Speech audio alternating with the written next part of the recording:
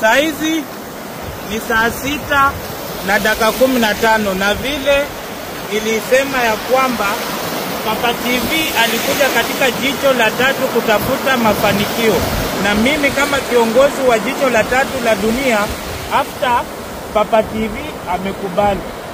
Je, Papa TV umekubali kumaliza project ambayo ulianza? Ndio, nimekubali. Sasa tuko hapa kwa ajili ya kukamilisha na damu iko already.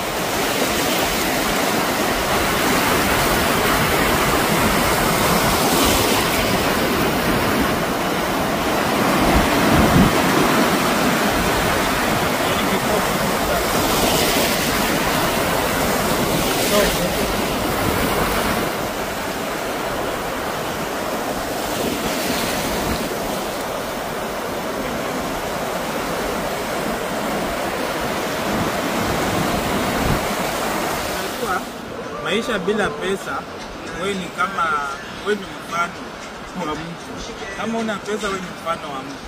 Na kila siku nawaambia maamuzi ni yako wewe mwenyewe kuamua njia ambayo itabadilisha maisha yako ama kuishi katika maisha ya mahangaiko na kuteseka. Papa TV alikuwa anateseka, huyu jamaa alikuwa anateseka, alikuwa kanisani. Hapa The Don alikuwa kanisani, hakuna mafanikio. Lakini walipokuja kwa jicho la tatu la dunia, unaona hata wewe mwenyewe unaona change. Kwani tena ni akuambiwa ama Papa TV hii tena ni akuambia For now I'm good. Yani sijui nitawaambia nini yani.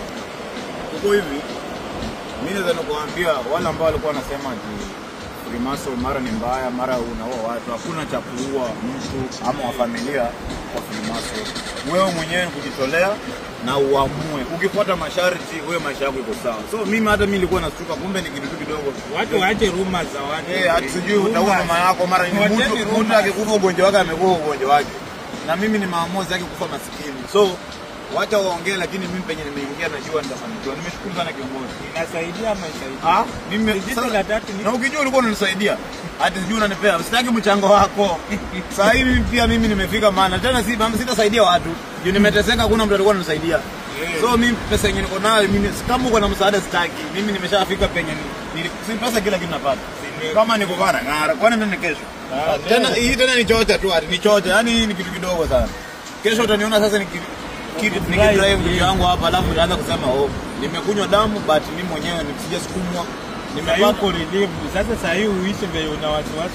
Tena sistuki, nilikuwa naota zile vitu but sasa hivi now hadi na mbuzi na sioni kiongozi hiyo na no.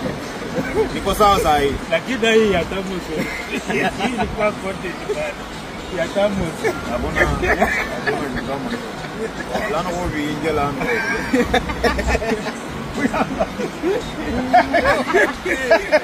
Sio mwana abi iko iko sawa hivyo.